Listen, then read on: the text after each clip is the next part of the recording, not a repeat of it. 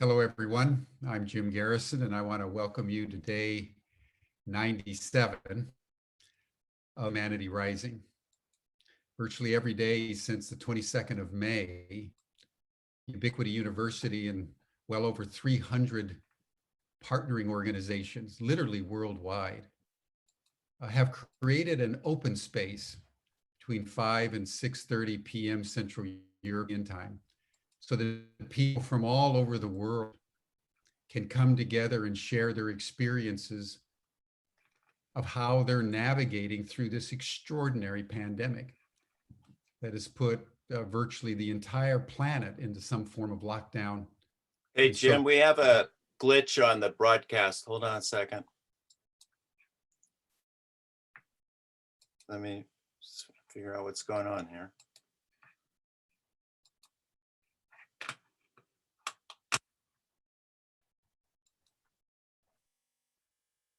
Okay, we're good, Jim. Hold on a second.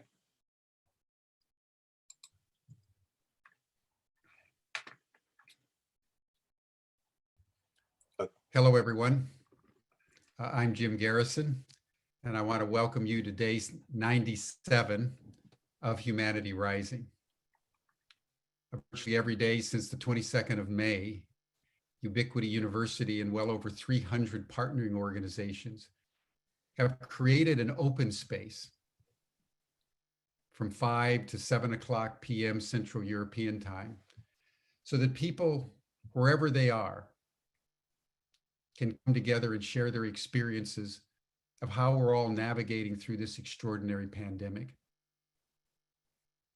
All of us are in some form of lockdown. All of us are engaging in social distancing. Our economies are in shambles. We have uncertainty about the future. And yet our challenge is to come together with enhanced strategic effectiveness such that we make a difference and can ensure that the post-pandemic world is more sustainable, more abundant, more healthy, more resilient, and more in alignment with natural systems and constraints. This may be the greatest challenge that humanity has ever faced. Because if we succeed, we usher in a global civilization based on biomimicry, natural law. If we fail, we allow climate change to spin out of control, we will forfeit the world and humanity as we know it. It comes down to this. So 2020 to 2030 is the most important decade of our lives and in the annals of human history. How we choose, what we decide, individually and collectively, is going to determine the fate of humanity's sojourn on this precious planet of Gaia. And that's why we're here day in and day out, so that we can build community and build our strength to do what needs to be done. One of the consistent themes that has reverberated through our sessions is that the latest researches of science and cosmology and physics, what we're discovering about the world, is actually not so much a new discovery, although it is for the scientists, but it's actually a remembering, a recovering of that which has been found and lost again and again, and now under conditions that seem inauspicious. And that is that the ancient wisdom of our ancestors can serve us today, can give us solace today, and can help guide our wayward journey. So today we're going to delve into some of the greatest of the great giants of our past, on whose shoulders, as Saint Benedict put it 1,000 years ago, we are mere dwarfs. Giants of Pythagoras, of ancient Greece, and Hildegard von Bingen of medieval Europe. So we have a very interesting, very dynamic discussion in store, which I will introduce in a moment. But first, we want to start, as we always do, with a moment of just heart coherence. Probably the central challenge for all of us is, how do we sustain and deepen coherence in this rising sea of chaos all around us? Coherence is probably the highest virtue right now. Because if we don't stay coherent, if we don't deepen our coherence, the centrifugal forces of the chaos all around, from our politics, our climate, the pandemic, our economies, our society, will rip us asunder. So for the next minute, just close your eyes, and you can put your hand over your heart. Place your attention just on your heart. See if you can just sit quietly for 1 minute and listen to your heart in the spirit of gratitude.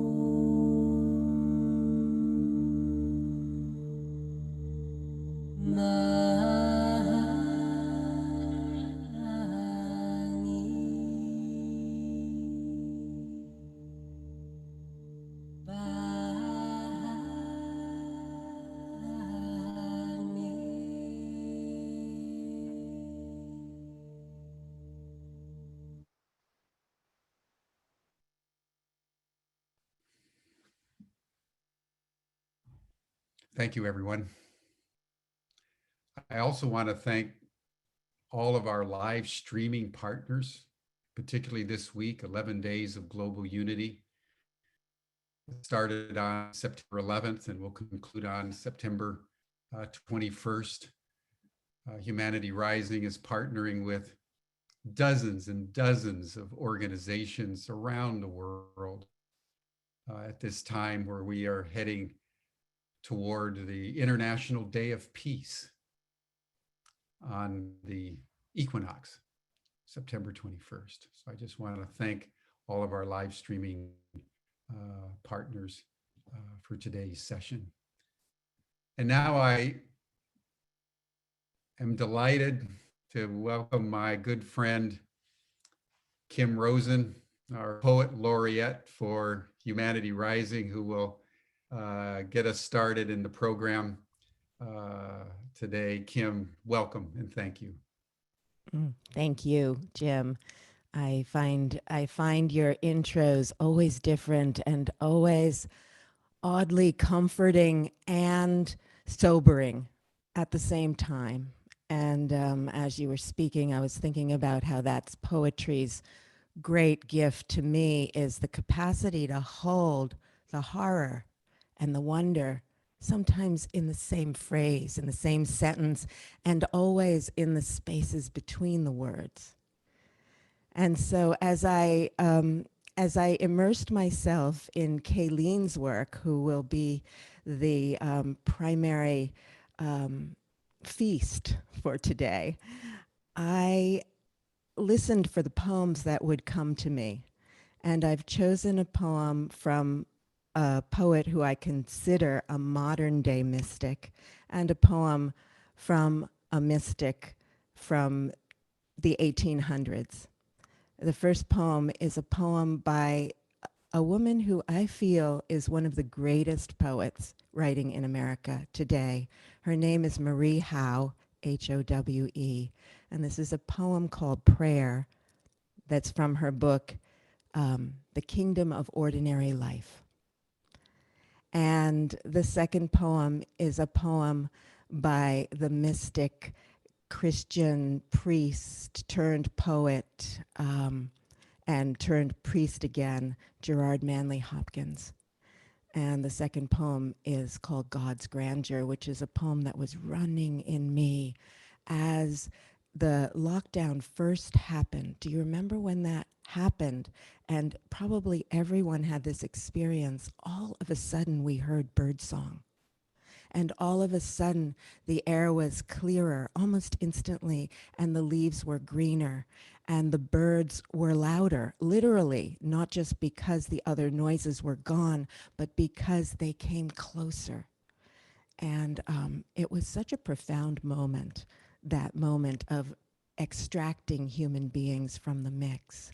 And I think that Hopkins' poem speaks to that.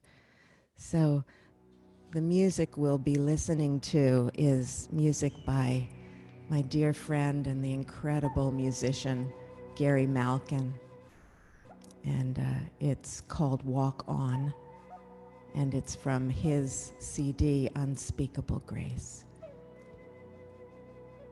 This is Prayer by Marie Howe and God's Grandeur by Gerard Manley Hopkins. I offer them as blessing for this morning.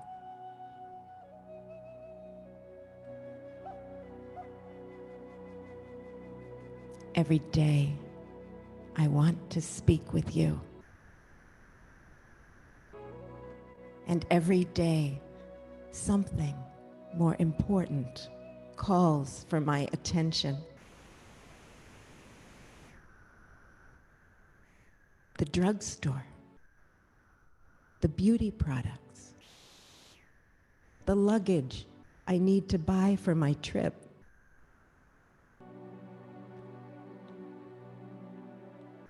Every day, I want to speak with you. And every day, something more important calls for my attention.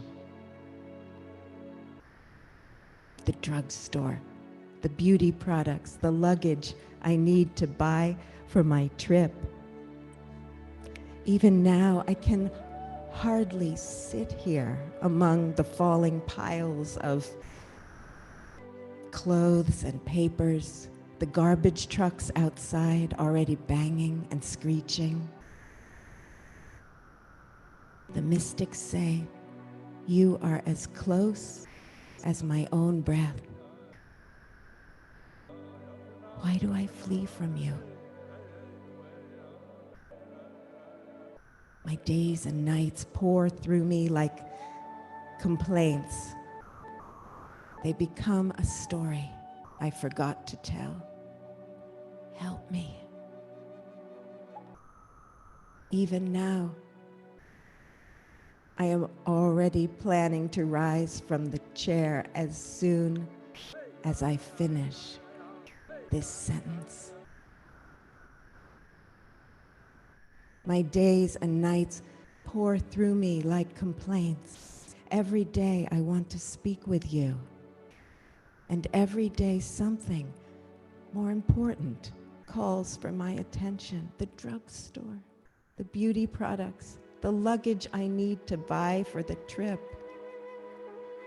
The mystics say, you are as close as my own breath. Why do I flee from you? Even now, I am already planning to rise from this chair as soon as I finish the sentence.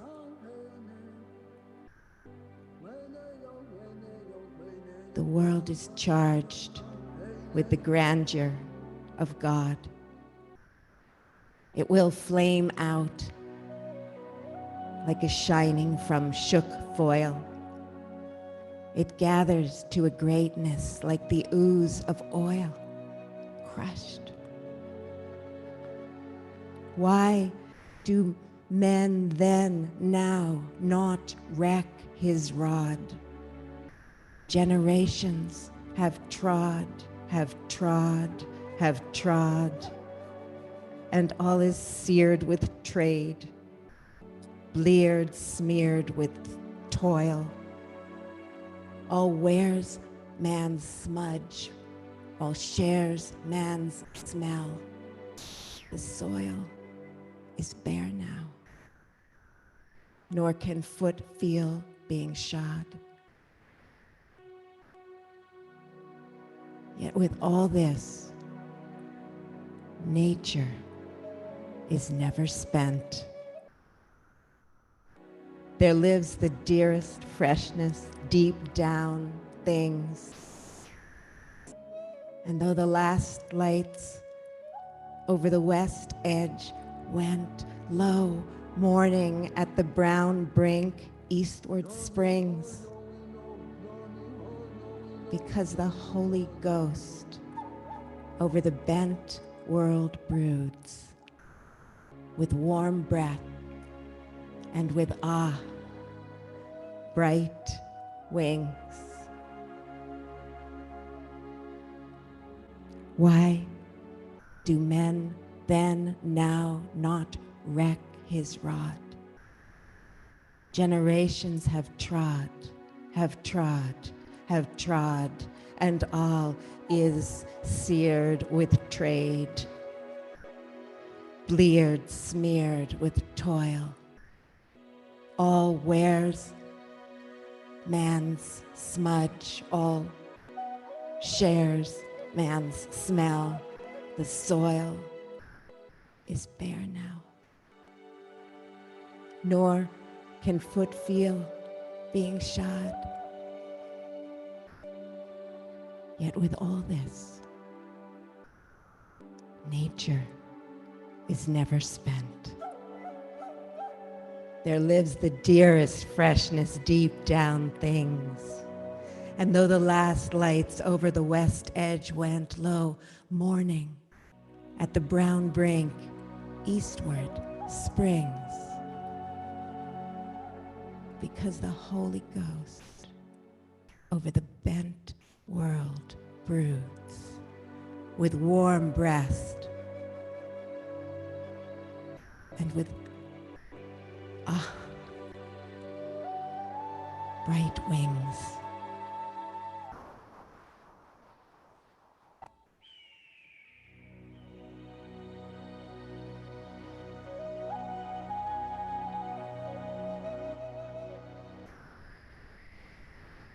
Thank you. Thank you, Marie Howe, Gerard Manley Hopkins, Gary Malkin, who wrote the music.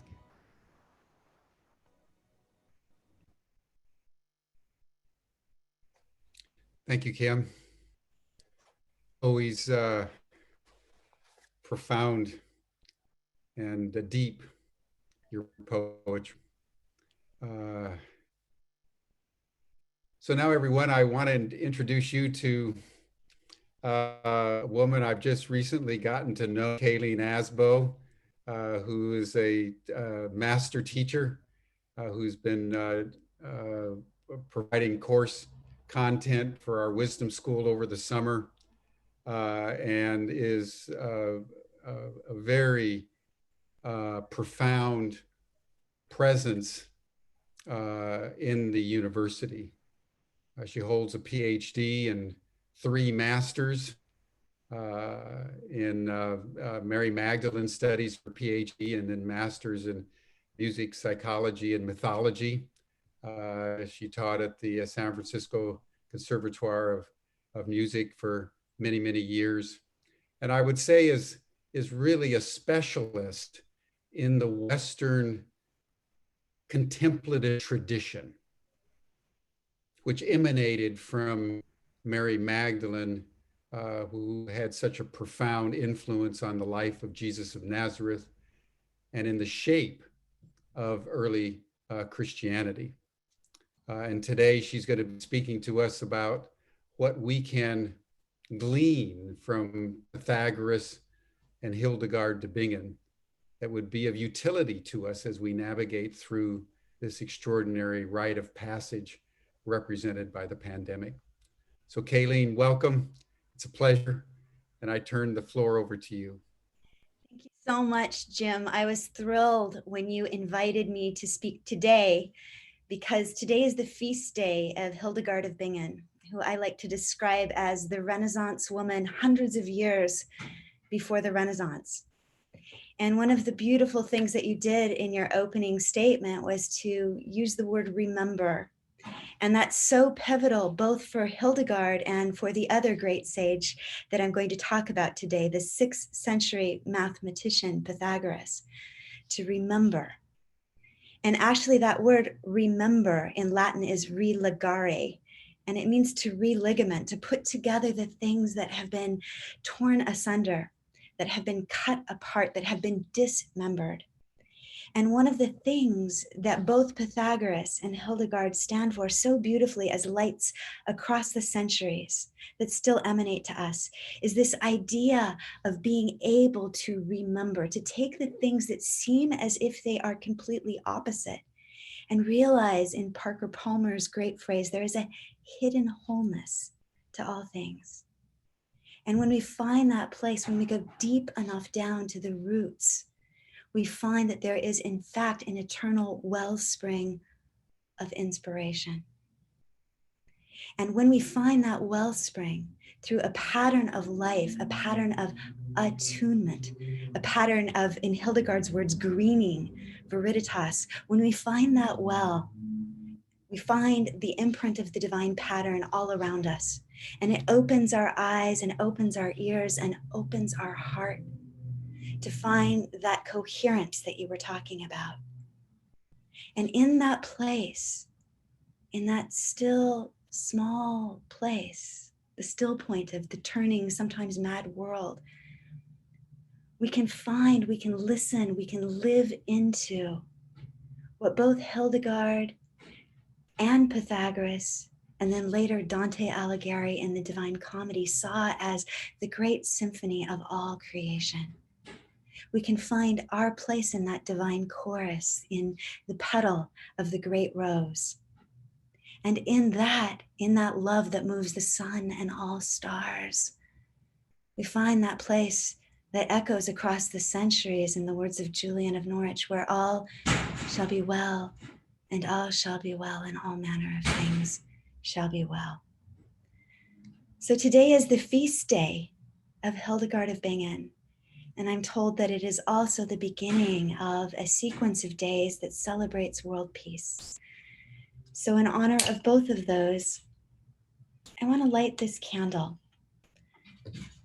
for the light that comes into the world that the darkness cannot quench, the light that shines bright across the eons, across time and space, and that invites us to find the light that dwells inside our own hearts, to open and unfurl ourselves like the flowers we were intended to be, to open and turn towards the light that is in the world and the light that is in us, and to sing together in that divine harmony.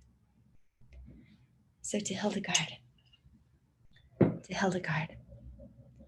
And I think one of the things that I want to say before we start to move to images is that I think one of the reasons why Hildegard is so vitally important for our time is that she embodies a kind of wholeness that is so extraordinary that it calls us to ask of ourselves, what too could I become?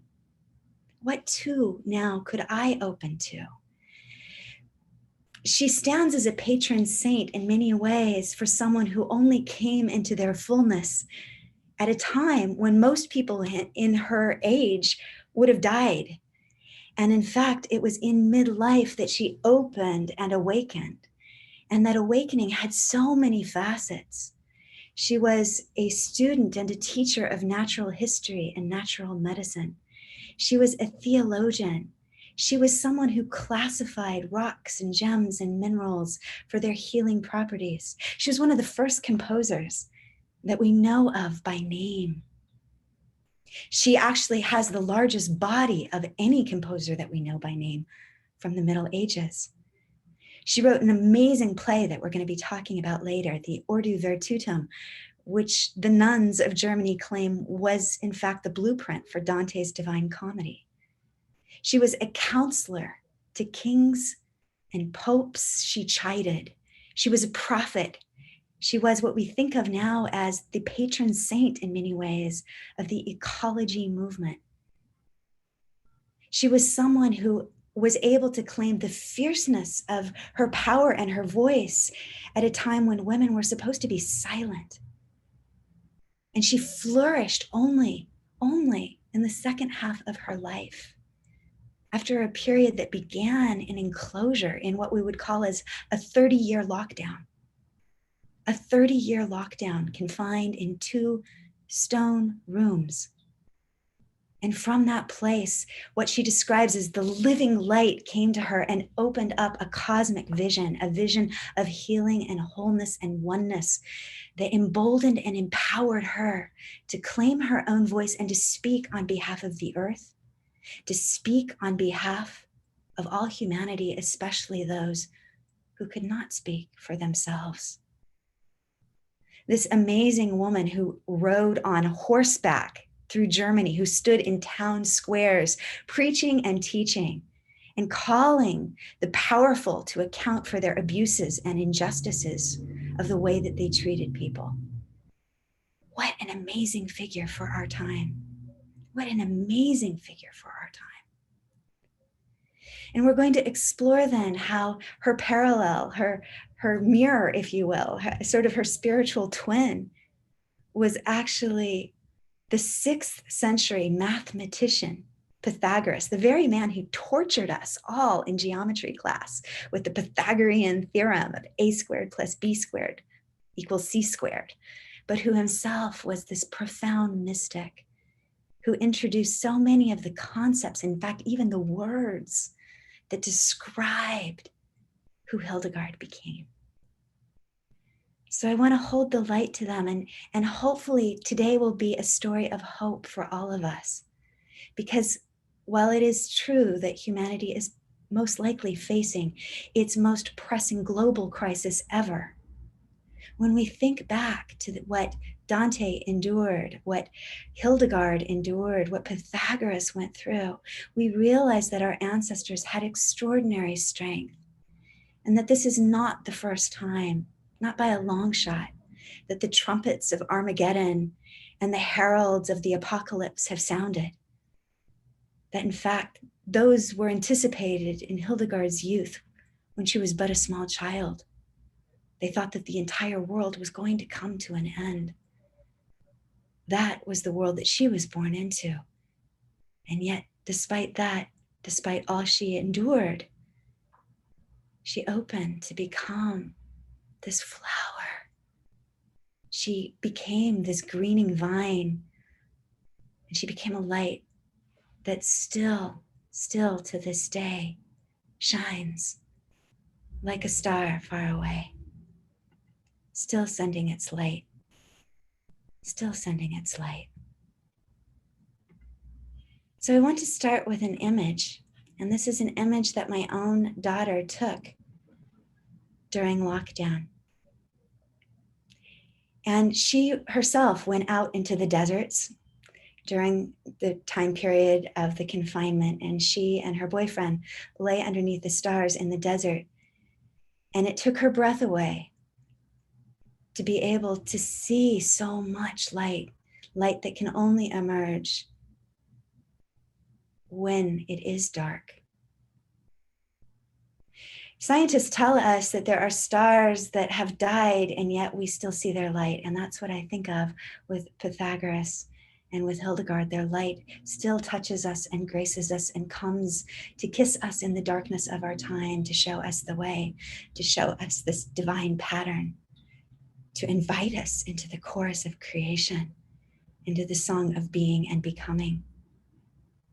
So this is a statue of Pythagoras, who most of us now know only as a mathematician associated with geometry class.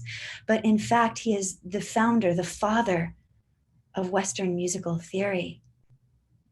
He was an astronomer himself. And in fact, he gives us the word philosopher. He was the first person to describe himself as a lover, philo, a lover of Sophia, wisdom, the lover of wisdom. The lover of feminine wisdom, Sophia being the feminine form. He was a poet. He was a charismatic religious figure that over the centuries, more and more legends accrued to, miraculous stories of healing and divine birth. And it was in fact Pythagoras who first coined the word cosmos. Cosmos. He was a cosmologist. And what he was searching for in the stars was the divine pattern, the divine song, the logos, if you will. I like to think that one of the images I have of Pythagoras is that he is actually the underground stream on which the tree of Western monasticism is planted. And we're going to see how that is so very briefly. Stories say that he traveled the entire world in his quest for wisdom, that he went to the Chaldeans, he went to the Egyptians, he went to the Jewish scholars of their time, he went to the Persian Magi, and that at each place that he went in these foreign lands, he drank from the well of wisdom. He was initiated into many of the secrets, and then having gathered them into his memory basket, he retired, it is said, into this cave that's marked with that red arrow, in a cave in Samos. And it was here that he went into solitude, in silence. Here, he meditated for years, weaving together the threads that he had gathered from all of these distant lands.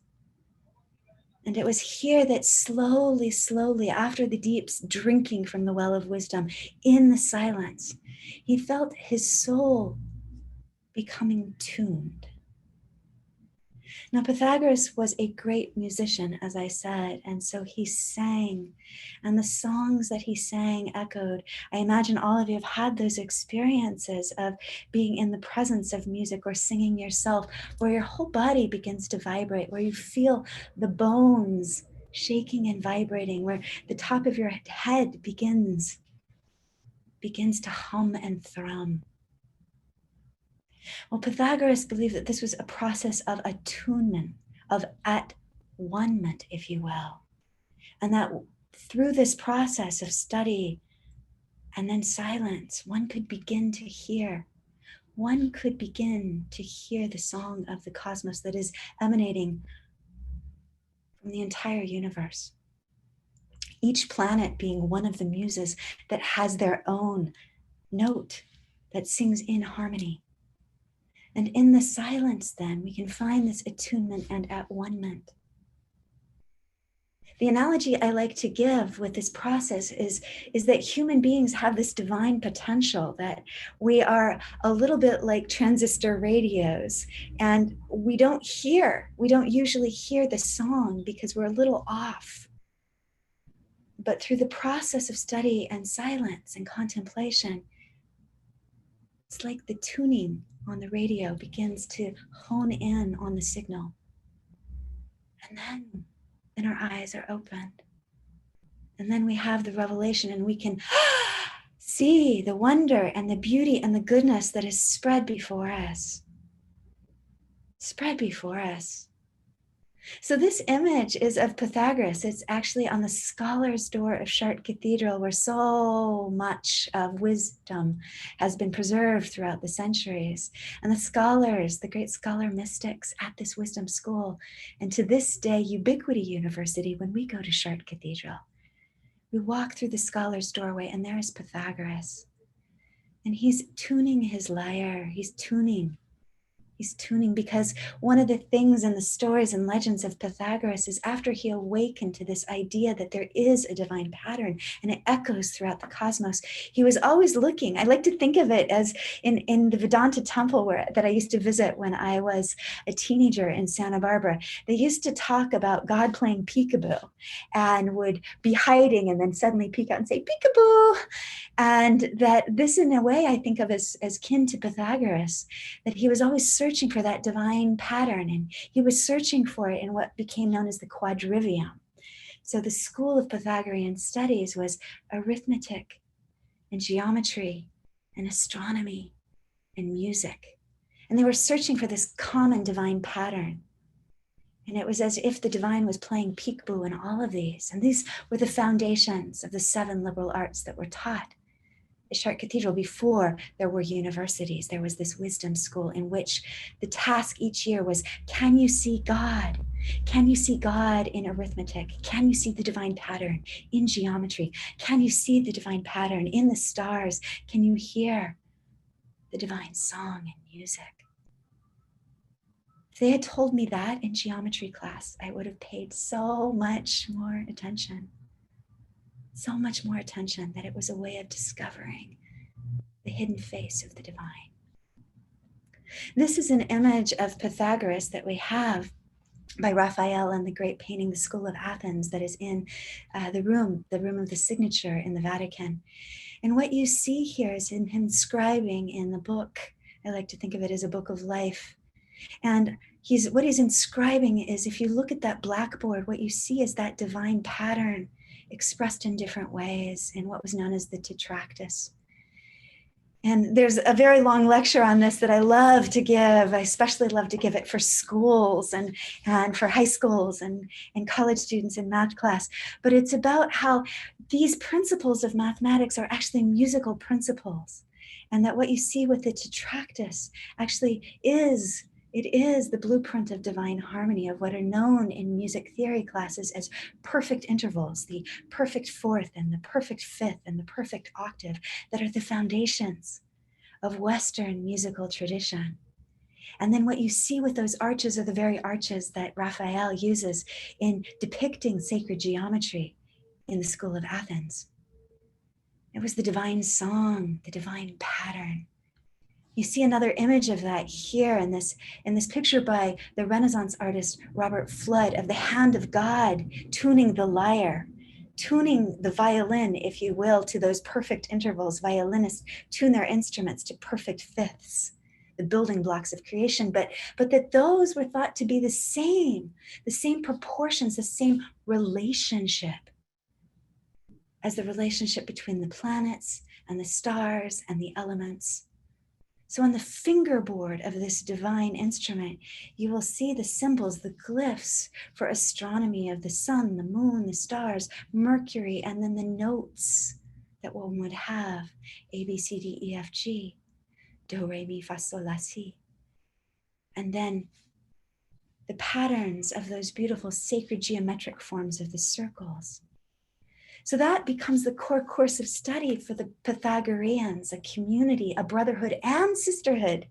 He was one of the first feminists, I believe, because he treated men and women equally. He had female students as well as male students. And in fact, his wife, Theano, who you saw here holding that chalkboard, his wife, Theano, becomes the heir of the Pythagorean school.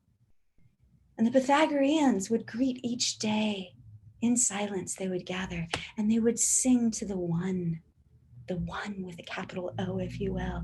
Sing to the one as the sun rose. They would sing their songs in the Dorian mode. They would sing their songs, and then they would have a pattern, a rhythm of life that would weave back and forth between study, song, and silence. And at the end of the evening, they would gather together And they would listen to the teachings of their master before singing again to the moon. And then they would go in silence, into the great silence. And they would dream and they would listen to their dreams. And this was a process of awakening. The first group of students were known as the auditores, simply the listeners. And they would be listening in silence for 7 years so that they could tune their souls to hear the divine song, so that they could open their eyes to see the divine pattern. This community was an amazing community, dedicated, we might say in modern parlance, to sustainability. They were vegetarians, they were pacifists, they were seekers of wisdom.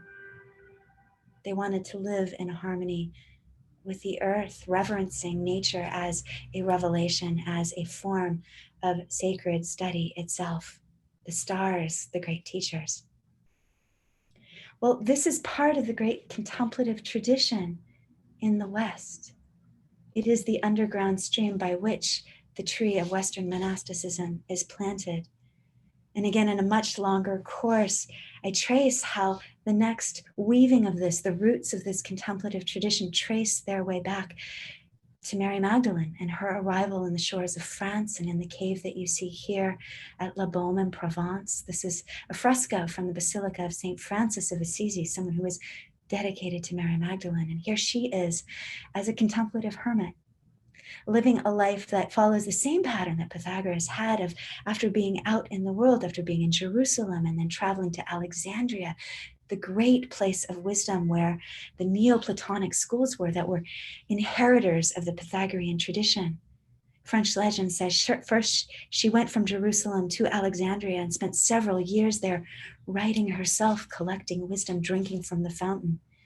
And then through a rudderless boat found her way to the shores of France, where she became a teacher and a preacher like Pythagoras, but then a contemplative, a hermit. And here she is. And the legends in southern France say that 7 times a day she was carried by the song of the angels, the choir of angels, to be fed from the music of heaven. What a Pythagorean image that is. And it was here then in the 4th century that the first double monastery for men and women was founded in the West. A Cassionite monastery was built by John Cassian, a saint in the Eastern Orthodox tradition of men and women who lived a life then in the same pattern: study, song, silence, study, song, silence, to tune the self to virtue, to begin to be able to hear the divine song. John Cassian had arrived there to found this double monastery that guarded the relics of Mary Magdalene after he had spent years in the deserts of Egypt. Appalled by what he saw as the materialism, the shallowness, the corruption of the world in Rome, he had fled to the deserts of Egypt, and he had gone from cave to cave, gathering the deep wisdom of these so-called desert fathers and mothers. And in the Rule of St. Benedict that was later written in a later century, what St. Benedict calls as a little rule for beginners, he talks about how important John Cassian is and how his words, the books that are known as the Institutes and the Conferences, should be read aloud every day in the chapter houses of Benedictine monasteries. And St. Benedict talks about how the very best kind of monks, there are many kinds of monks in the world, but the very best kind are the Cenobites. The Cenobites are those who live in community, but who have a pattern of life where they also work the land with their hands. They're in touch with the earth. They're cultivating the fields and the vineyards. They're producing their own food. They're making their own food. They're connected with the earth. The Cenobites are those who work with their hands in the scriptorum, in writing and copying texts. They're not the ones who are on the pillars all by themselves, who other people have to bring things to, like Simon Stylites. They're not the complete recluses. No, they're a community of people, a community of seekers who are dedicated to the pursuit of wisdom through this process and the practice of study, song, and silence, and the relationship with the earth. I was thrilled after years of feeling this spiritual kinship between Pythagoras and Saint Benedict. I was thrilled to realize and discover that the word Cenobite, Cenobitic monasticism, Cenobites was the word that was describing the Pythagoreans. The Pythagoreans were known for centuries, for 1,200 years. The Pythagoreans were known as Cenobites before Saint Benedict says that that is the best kind of monk. So the story of the flourishing and the flowering of Western Christianity is this story of a vine, and it like goes deep into the earth and then pops up in unexpected places. And we find, for instance, one of the unexpected stories is Saint Patrick coming to become a monk here on an island off the coast of France, Lorenz Abbey, in the very region that the monks, the Cassianites were, that Mary Magdalene had been, that this tradition had been, and then taking what he learned with him, first to England and then to Ireland. And then the monks of Ireland went from Ireland, the churches of places like the Aran Islands that call themselves the deserts. You find all of these places clustered together, but what the desert they're referring to is the deserts of Egypt, the places where Pythagoras had studied and where Mary Magdalene had lived and the desert fathers and mothers had been, and then John Cassian had studied. So these places, these remote places in Ireland become the Celtic and Benedictine churches. And then there are these stories of these saints traveling to places like Iona in Scotland and then to Lindisfarne in England, and eventually finding their way to Germany. And that leads us to Hildegard. Because the place that Hildegard spent her life, if we think, I like to describe myself as a spiritual archaeologist these days. And if we think about the layering, like geological layers, and at first level is Pythagoras, and then there's the desert fathers and mothers and John Cassian and Saint Benedict, and then we have the layering of the Celtic tradition, and literally on the land where Hildegard grew up and where she spent her life as a nun, it had been associated with a hermit, with a monk that she later wrote a life story about, the monk Disibode. This is an image by my dear friend, Sue Ellen Parkinson, and it's an image of Hildegard as a visionary child, because from the time she was very small, she was connected to a larger world, a larger cosmos. She saw things that nobody else saw. She heard things that nobody else heard. So her parents made a rather unusual decision. This was a time, I said, where they were expecting the apocalypse. Any day, the world would come to an end. And as a way of praying for the salvation of the world, there was a tradition that really emerged called the anchorite tradition. And these anchorites were very often young women who were literally entombed. They were given last rites, death rites, and then they were sealed up in one or two small rooms that were the anchor in a church.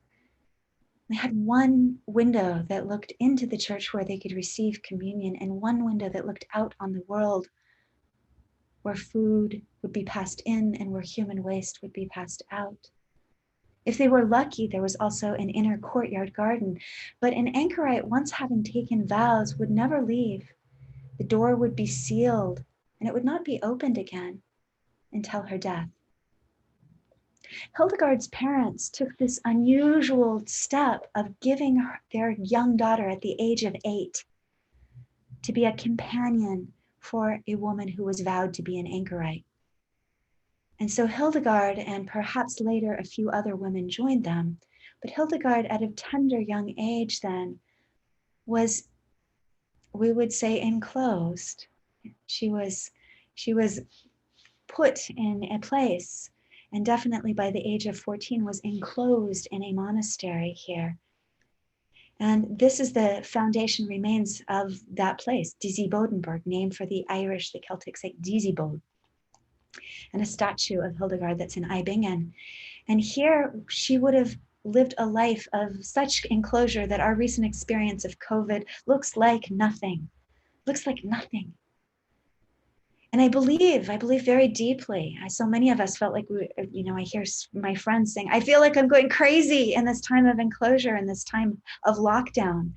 Well, what's the difference between imprisonment and the womb or the chrysalis?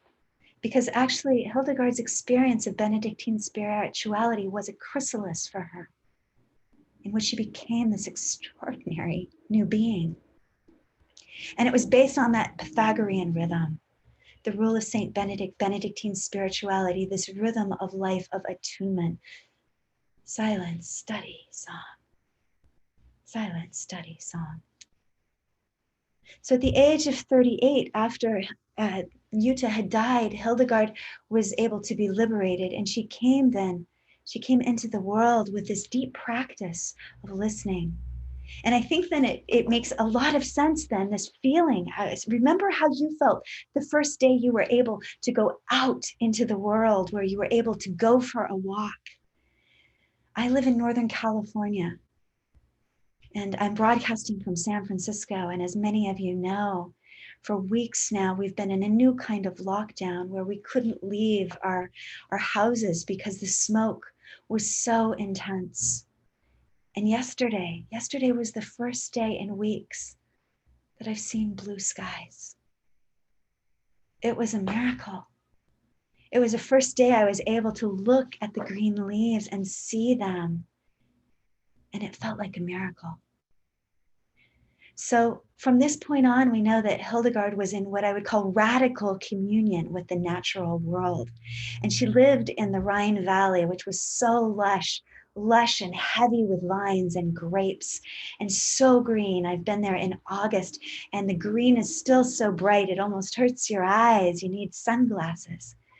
And so for Hildegard, one of the things that awoke is this sense of how truly majestic and extraordinary the natural world is, that it is not something separate from God, but the deepest revelation of the divine. And at some point she was asked, and I think this is so profound, what is the greatest virtue? What is the greatest virtue? Oh, Benedictine Hildegard, who eventually became the abbess of her monastery. And so people who were coming to her for spiritual counsel would say, what is the greatest virtue? And her answer was this word she coined, she came up with it, viriditas.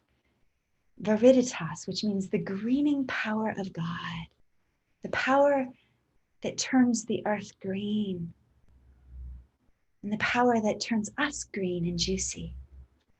She said, whatever it is that makes us come alive, that makes us filled and like the grape, like the vine, to be able to come filled with life and then to stretch out and become green and juicy, capable of giving the world sweetness and nourishment.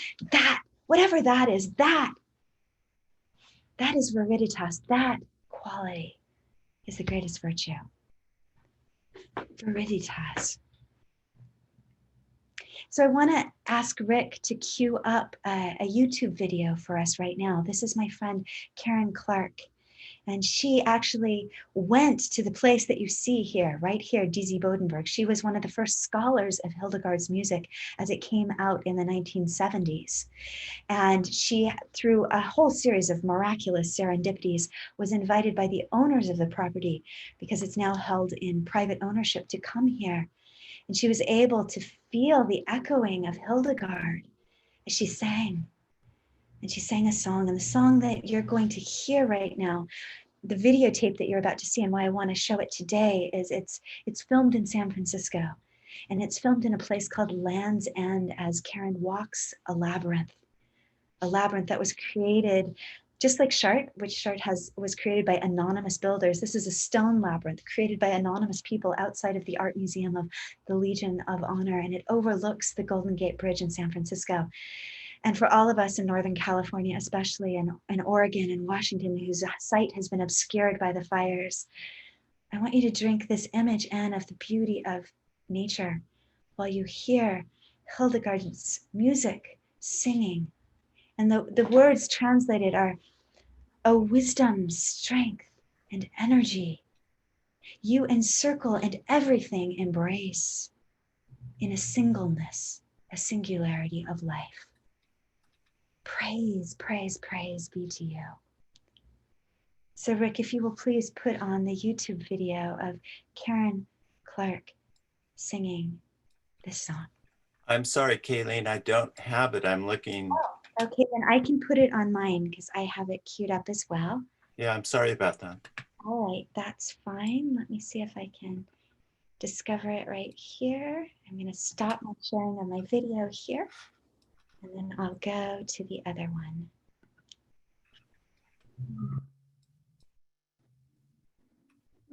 Here we go. Can you confirm, Rick, that you're able to see this? Yeah, you're good, Kayleen. Great, okay. And that's Hildegard's writing, you see.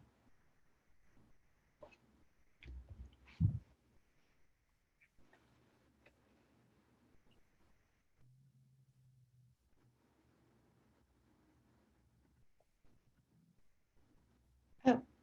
Not hearing the audio, Kayleen. Okay. Just, I think you have to hit the square at the bottom of the share frame. That's all you have to do. I'm sorry, could you tell me one more time what you think I need to do? Yeah, just go to the share screen one more time. At the bottom, there are two boxes. Click on them and then start the video.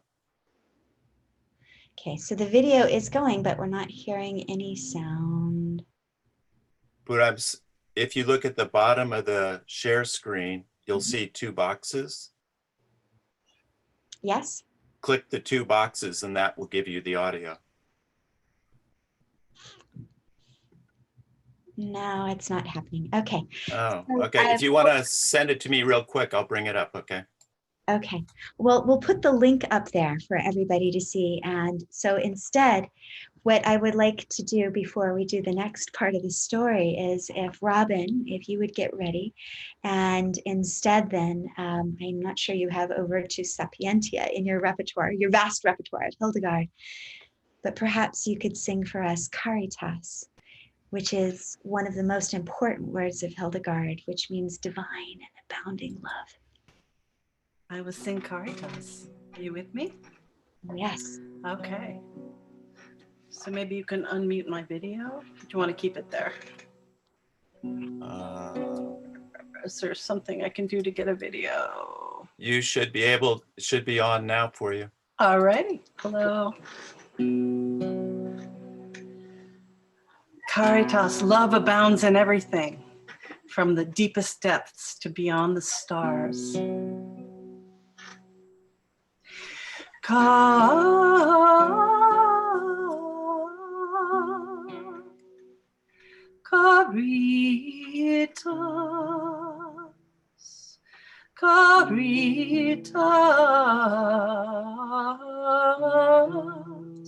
caritas.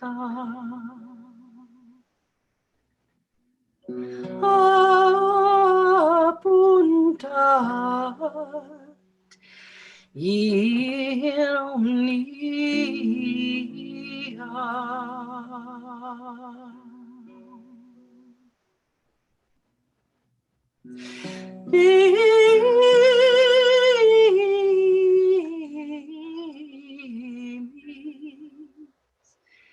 Excellentissima supersidera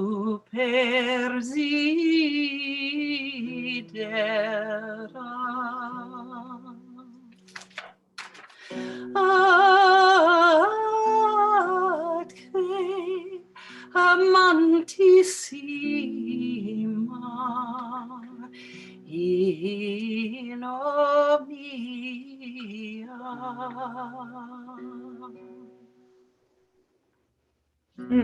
Quia zumuregi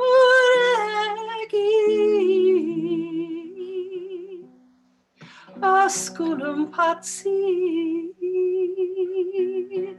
de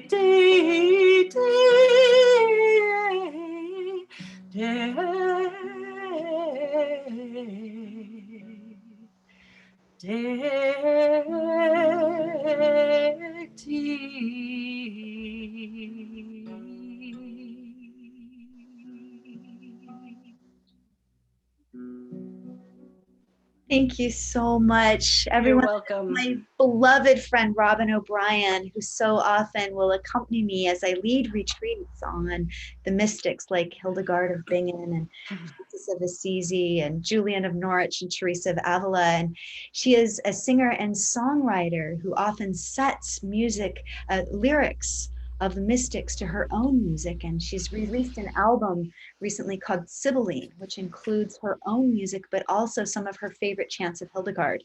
She's been studying the music of Hildegard for decades, and she'll be back in just a little bit to teach us one of Hildegard's chants. So imagine, if you will, and Robin, would you please put your contact information in the chat box so people can find your work? Because her work in teaching Hildegard is exquisite, everyone, exquisite.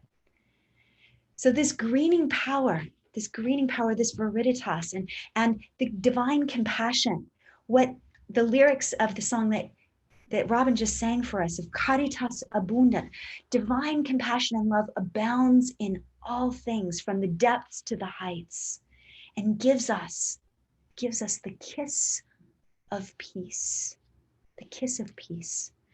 Hildegard is one of the first composers who writes both the words and her music, one of the only ones actually from the Middle Ages or Renaissance who does both of these things. And her musical gifts exploded in midlife, She had been confined for 30 years in this monastery of enclosure. And then she had emerged to be in relationship with nature, with the Rhineland, with the green valleys, with the water, with the rivers. And she became intimately connected, and part of her rhythm, her pattern of life of study, song, and silence and manual labor was to work in the garden. And to learn the properties of each of the plants. And there are some suggestions then that because she becomes somebody who writes an encyclopedia on natural medicine and the healing power of herbs and plants, that in many ways what was happening to her is that everything, she could hear the song, and the plants were talking to her. The plants were singing to her. The plants were telling her, use me for headache, use me for this. She was in relationship with the entire cosmos. This is an image that was created in her atelier of nuns. Once she became the Benedictine abbess, she had this awakening, and part of the awakening process was to translate what she had seen in her mystic visions into visual imagery for others to see. So she had an atelier of nuns who in the scriptorum were busy creating these illuminations of her works. And this image that you see before you is showing us what happened. She writes that at the age of 42, I love this midpoint awakening. At the age of 42, the heavens opened up, and the living light, she uses this phrase with capital L's, the living light poured forth and gave her an understanding of all things. So you see Hildegard looking to behold the living light and writing on these wax tablets. And then what you see on the other side is the monk, her friend Volmar, the man to her feminine, who's writing down her descriptions in proper Latin. And so these works began to be created as a theologian. Her first book, Scivias, which is about her visions that she had, that has both words and images. And she personally supervised her atelier of nuns in the creation of these images. And what we see, for those of you for whom Hildegard might be new, is absolutely breathtaking and astonishing, and I would say timeless. Her artwork you can't look at and say, oh, that's the work of a 12th century German nun. In fact, some of her artwork that I'll show tomorrow in my lecture for the Cambridge Jungian Circle, that work looks more like 20th century Native American art than something from Germany in the 12th or 13th century. And here you see this figure of mankind, humanity, in a mandala. But the mandala is held within these red arms, these fiery red arms of love, of caritas. I love the red feet that are poking out at the bottom. And then coming up from the head, from the crown chakra, if you will, the Godhead. What an image. What an image. And we find in Hildegard's work, this work that explodes in creativity at an age in which most people of her time were dead. We find this explosion of creativity in music, in art, in science, in theology. It's utterly astonishing, utterly astonishing. One of the characteristics that she shares with Pythagoras is how important it is, we would call this from a Jungian concept, to hold the tension of the opposites. The Benedictine path talks about the via media, or the middle way, whereas Pythagoras would have made this geometric form. So many of you know the mandorla or the vesica Pisces, these two circles that interlock and then create this almond shape. It's the basis, I'll show you here if I can figure out how to do it in the screen, for the flower of life and Leonardo da Vinci's notebooks.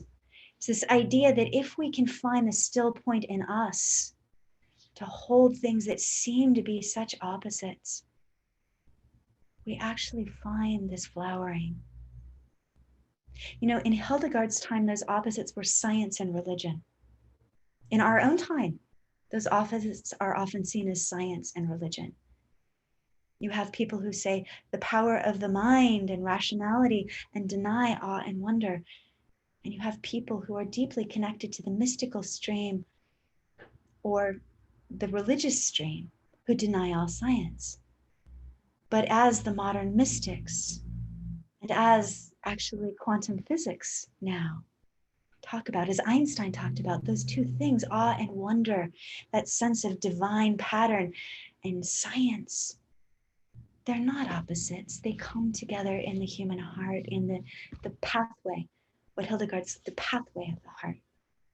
That was part of her Benedictine practice that she had inherited going back from the Cassianites and the Celts, who had received much of it from Pythagoras in the Neoplatonic academies. So the greening of the earth, what is it to hear the song of creation, to hear it, to feel it, to smell it, and to use it in service of healing? Hildegard's gardens were apothecaries of medicine. There's a fabulous book by a physician, modern day physician, Victoria Sweet, called God's Hotel, in which this woman who's doing a residency at Laguna Honda Hospital, not 5 miles away from where I'm doing this broadcast, where she was also doing a Ph.D. in medical history. And she discovered that Hildegard's wisdom, this woman from the 12th century, held the key for what she needed for her 21st century patients. Amazing, amazing. And Hildegard's image of us being held, I think, are so important. Here's an image that, if you imagine this figure of Sophia, this figure of wisdom, the wisdom of the centuries gathering us all together. There's some speculation that the young women that you see with these blonde braids were Hildegard's nuns. What is it to imagine us being held in caritas abundant, in the love that holds all things? The love that holds all things. Oh, what is it? So this artwork that Hildegard creates is just so extraordinary. This is her image of the birth of the cosmos. Tomorrow's talk for the Cambridge Jung Institute, if any of you want to join that, that will talk about Jung and Hildegard and the parallels in their artistic process between what Hildegard is doing with her Scivias and her visions, and what Jung does in the middle of World War II, another time of profound darkness, with his Red Book, art as a source of revelation, the cosmos, the wholeness of all things, earth, air, fire, water, stars, and our own greening powers. Hildegard gives us these images like this of this mandala, the choir of creation, the symphony, all of those circles upon circles upon circles of angels singing their divine harmony, the divine harmony that Pythagoras heard, the divine harmony that Hildegard was tuned to, and how that is related, so related to this image of us as stewards of the earth, the greening power within us that might seem dormant and latent and dried up. Hildegard says that the greatest sin, a word in Greek that originally meant to miss the mark, to go astray. But the greatest sin of humanity is to grow dry and dusty, to become bitter and hard of heart. And the greatest virtue, to become green and juicy, to become capable of bearing fruit for the world. So this image of Hildegard as humanity, as co-creators, as stewards of creation, as those who tend and plant to the greening of the earth, who nourish it with their sweat and labor and tears and songs. I'm told that in certain parts of Scotland, there are communities that sing to their plants, and that these plants have a rate of productivity that are unknown anywhere in the world. Findhorn. I haven't been there yet, but I hope to someday. What is it if we sing back to the earth the song that we hear in our heart? How can that change things? How can that steward the earth? How can that help be part of the healing process of creation, in which we're not separate from, but part of that song, part of that song. This is another image of Hildegard that is a mosaic now at the back of the parish church in Germany on the banks of the Rhine River that holds her relics. What is it to hold? I want to invite all of you to hold up your hands like this, to bless the earth. If we have this image of ourselves tuned, being good transistor radios now, tuning ourselves to hear the divine song of beauty, goodness, and truth, and then holding up our hands to bless all the earth, not just the human beings, but the animal kingdoms, not just the animal kingdoms of fish and bird and leopard and lion and wolf and cat and dog and creatures, but to also bless all the plants, the trees that were ravaged by the fires, the seas that are choking with pollution. Can we become agents of healing and blessing? And what Hildegard and Pythagoras say is that, yes, we can become philosophias. We can become lovers of wisdom, capable when we tune ourselves to the divine song of creating a flourishing and a greening again of this planet. By tuning ourselves through this rhythm of study, both of books and of nature, through song, through silence, through a lifestyle of sustainability, through a deep inquiry into what it is to hold the opposites in our heart and to find a place of reconciliation, to practice each and every day to see the divine pattern, and to also to fearlessly look at ourselves and say, where have we gone astray? Where do we need to make right our own path? Carl Jung was asked after the dropping of the atom bomb, will humanity survive? And his answer was yes, if enough people do their inner work. So part of that inner work is tuning ourselves. And so I'm going to ask Robin to come back and through a process of call and response, we're going to just learn in about the 5 minutes, this one song that Hildegard has in her play of virtues. Of course, we'll teach later, I hope, maybe for Ubiquity. Robin and I will teach something on this. But the words Noli timere nec fugere, oh humanity, singing to the soul, all the virtues of the cosmos, do not be afraid. Do not run away. So Robin, you'll need to unmute yourself again, dear friend. Thank you. Don't be afraid or run away. The good shepherd is looking for his lost sheep. It is you. Noli timere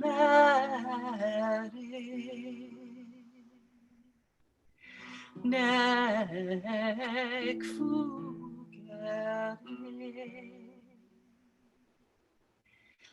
Via pastor bonum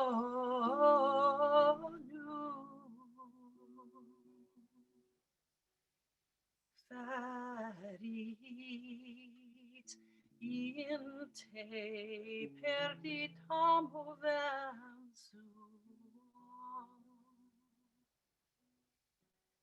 In singing Hildegard, we embody the words, the virtue that she writes about. I believe it's by design. This particular song says, "Do not be afraid or run away." And she taught it to her nuns, call and response. And that's what we're going to do right now. I will sing a line and you'll sing it back to me. No.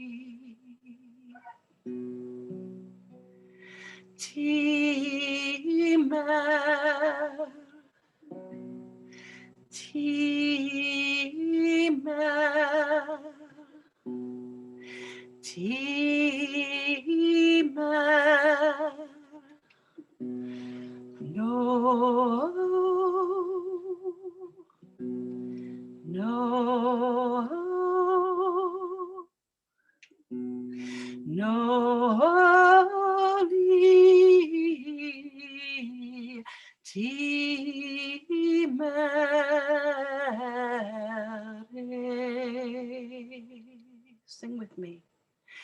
Noli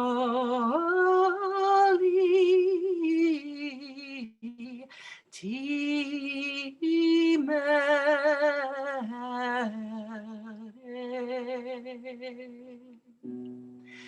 nec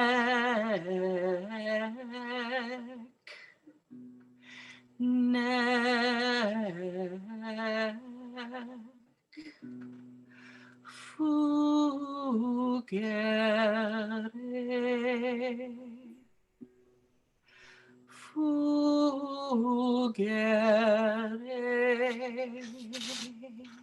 Thank you so much, Robin. Oh, I hope that you all have the great joy sometime of being able to take a whole chant workshop with Robin.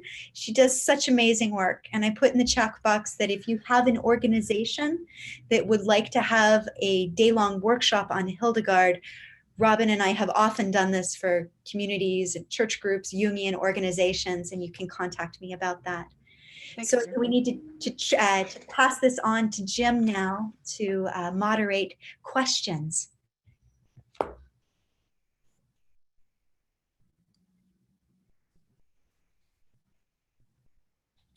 Thank you, Kayleen.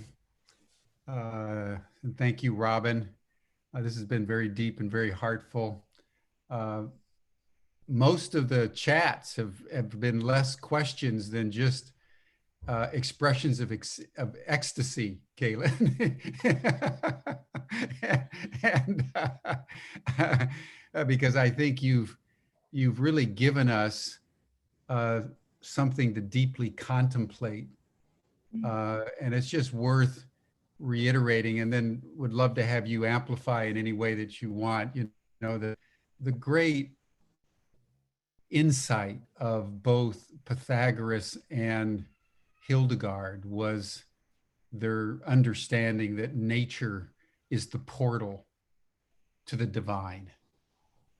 You know, there's many stories about Pythagoras, but among the stories is the fact that he could go so deeply into the silence that he could actually hear the sound of the planets, Mars, Saturn, in their orbits. It was Pythagoras that understood the octave.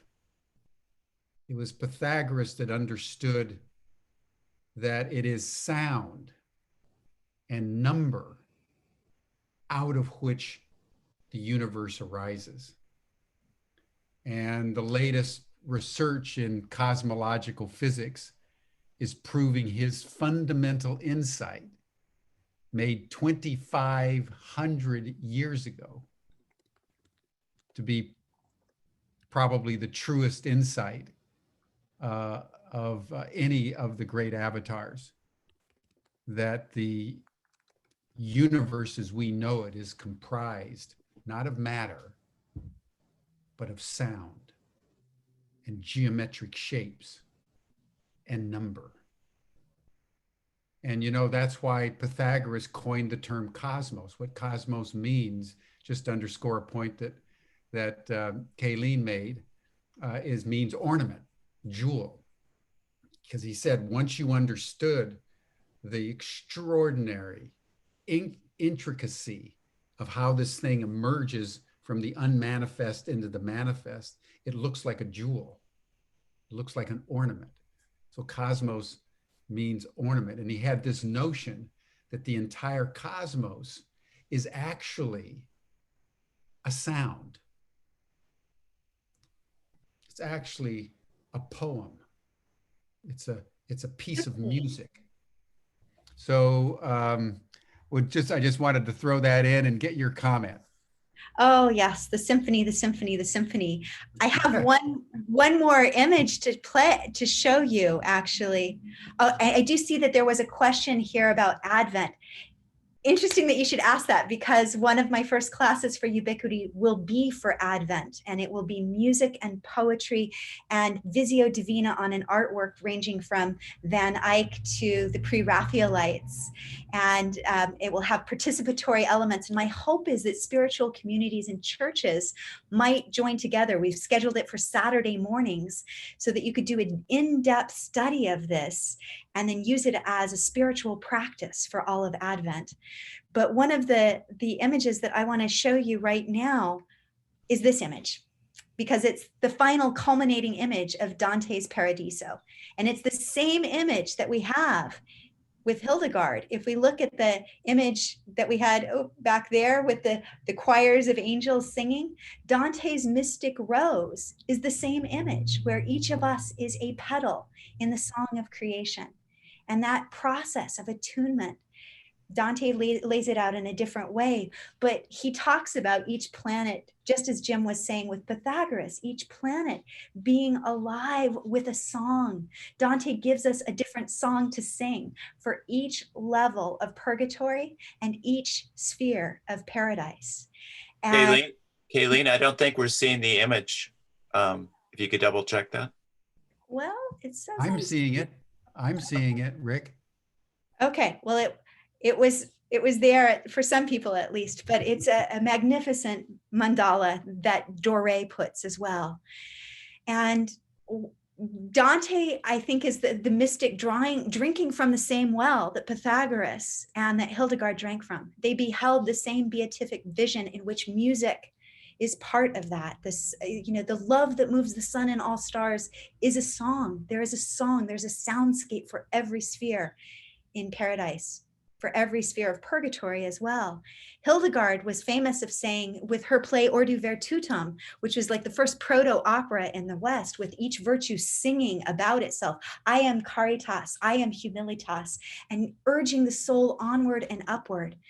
One of the things Hildegard said is music is of the divine, and it is our best hope.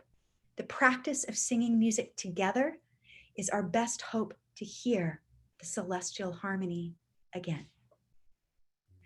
So with that word, I want to encourage you. I have put a link up to Hildegard. I'm going to put more on my Facebook page today, since it's the Feast of Hildegard.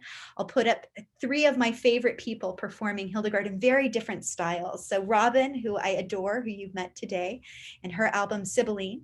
And then Karen Clark, whose video was filmed at the Labyrinth at Land's End in San Francisco. And then also my beloved friend, Catherine Brzezlowski, who is in Paris, who's done a whole album on celestial harmony of heaven and earth. And we should also put the Anonymous 4 with Ruth Cunningham, who's our cherished Ubiquity faculty member as well. So if you feel despair, this is my urging for each of you.